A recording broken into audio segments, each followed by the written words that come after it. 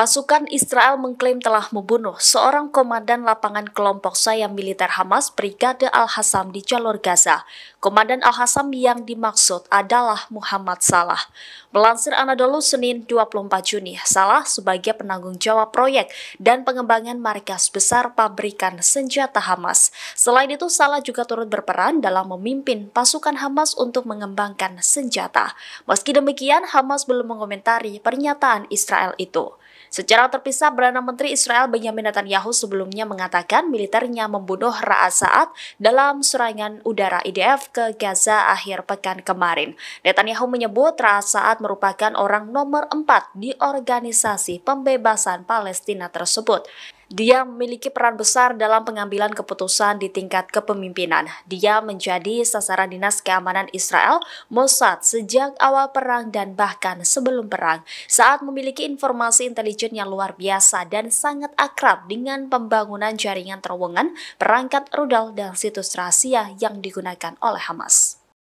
Kelompok perlawanan Palestina Hamas dilaporkan sedang membangun kembali bengkel produksi senjata di Gaza, Palestina.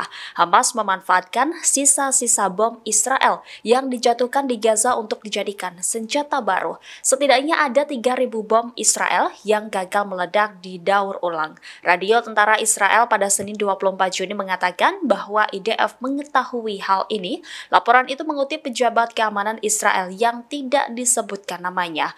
Sumber mengatakan bahwa Hamas tidak kesulitan untuk mendapatkan bahan peledak di Gaza karena bahan peledak tersebut tersedia dalam jumlah besar dan mudah didapatkan. Pejabat itu mengatakan militer Israel berpendapat bahwa Hamas bisa memanfaatkan jeda dalam gencatan senjata untuk memproduksi senjata. Pejabat senior militer Israel yang menangani masalah ini memperkirakan dari sekitar 50.000 bom yang dijatuhkan Angkatan Udara Israel di Gaza sejak awal perang, hanya sekitar 5% yang meledak.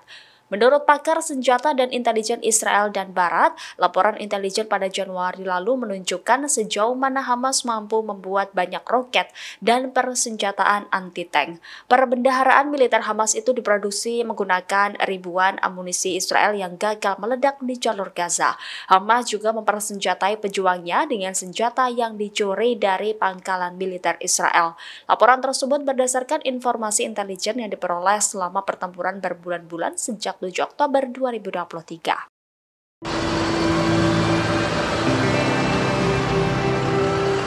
Militer Israel melakukan uji coba mesin roket di Mediterania pada Senin 25 Juni 2024. Uji coba peluncuran ini terjadi di tengah meningkatnya ketegangan antara Hizbullah dengan Israel. Kementerian Pertahanan Israel mengatakan bahwa uji coba sistem propulsi roket tersebut sukses dilaksanakan. Namun demikian, dia tidak memberikan rincian lebih lanjut mengenai latihan tersebut atau jenis rudal yang ditembakkan. Sementara dalam video yang beredar di media sosial menunjukkan sebuah proyektil melesat melintasi langit di atas Israel tengah dengan asap putih membuntuti di belakangnya. Saksi mata menyebut uji coba roket terjadi di pangkalan udara Palmachim di luar kota Lezio di selatan Tel Aviv.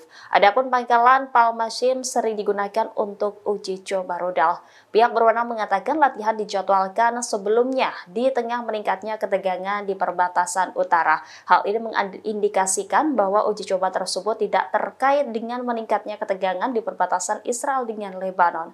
Sebelumnya diberitakan Lebanon bisa menembakkan hingga 1,5 juta rudal ke Israel jika perang meletus. Hal ini lantaran Hizbullah punya banyak senjata perang yang juga berbagai jenis. Demikian disampaikan oleh Sheikh Ahmad Habalan dalam ultimatum yang disampaikannya. Habalan mengatakan bahwa 500.000 rudal ini mampu dengan tepat menghabisi wilayah Israel. Habalan mengklaim eskalasi apapun yang dipicu oleh Israel justru akan menguntungkan Hizbullah. Hizbullah menyebut selama ini rezim Israel mengalami delusi dan keyakinan palsu bahwa akan unggul melawan Lebanon. Hal ini merujuk dari kegagalan militer yang berlangsung di Gaza selama lebih dari setengah tahun. Iran berbicara soal isu peperangan antara Israel dengan proksinya yakni Hizbullah Lebanon. Teheran memprediksi Israel akan menjadi pecundang terbesar jika perang besar-besaran IDF dengan Hizbullah benar-benar terjadi. Pernyataan Teheran ini muncul pada Jumat 20 Juni di tengah kekhawatiran akan serangan besar IDF di Lebanon. Iran mengatakan Hizbullah mampu membela diri, terutama melindungi dengan aman wilayah Lebanon dari serangan musuh. Sekutu utama Hizbullah itu pun meyakini dengan penuh akan kekuatan tempur Hizbullah. Iran mengatakan perang dengan Hizbullah akan merugikan rezim Zionis. Sebelumnya, pemimpin Hizbullah Hasan Nasrullah mengatakan bahwa kelompoknya akan menggunakan roket dan drone canggih jika IDF menyerang. Nasrullah memperingatkan bahwa Hizbullah akan melancarkan perang tanpa aturan dan tanpa batasan. Tidak hanya itu, Nasrullah juga mengeluarkan ancaman terhadap Siprus, anggota Uni Eropa yang terletak di Mediterania Timur. Nasrullah menuding Siprus membantu Israel dalam perang dengan Lebanon. Disebut militer Israel sedang melakukan latihan militer di Siprus di daerah yang mirip dengan Lebanon.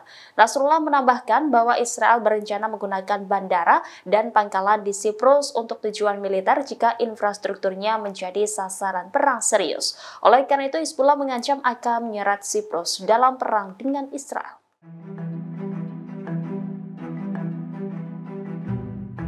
Operasi Angkatan Bersenjata Yaman masih terus gencar dilakukan di Laut Merah. Aksi ini sebagai bentuk dukungan terhadap kemerdekaan Gaza, Palestina. Terbaru Selasa 25 Juni, kelompok Houthi Yaman disebut menargetkan sebuah kapal di lepas pantai Hodeidah, Yaman. Dalam serangan kali ini, Houthi menggunakan perahu jebakan untuk mengincar kapal yang berafiliasi dengan Israel. Sementara itu beredar foto yang memperlihatkan sebuah kapal terbakar, terlihat asap tebal membumbung tinggi di laut lepas Hodeidah. Kapal juga terombang-ambing di tengah laut. Belum diketahui pasti terkait jumlah korban maupun kerusakan akibat serangan Houthi tersebut. Laporan ini muncul setelah Amerika Serikat memulangkan kapal induk bertenaga nuklir USS Dwight D. Eisenhower dan kelompok tempurnya di Laut Merah. Kelompok tempur kapal induk USS Theodore Roosevelt akan menggantikan tugas kelompok tempur kapal induk Eisenhower mulai pekan ini. Kapal induk nuklir USS Theodore Roosevelt ini mulai meninggalkan wilayah Indo-Pasifik pekan ini. Download Tribun X sekarang, menghadirkan lokal menjadi Indonesia.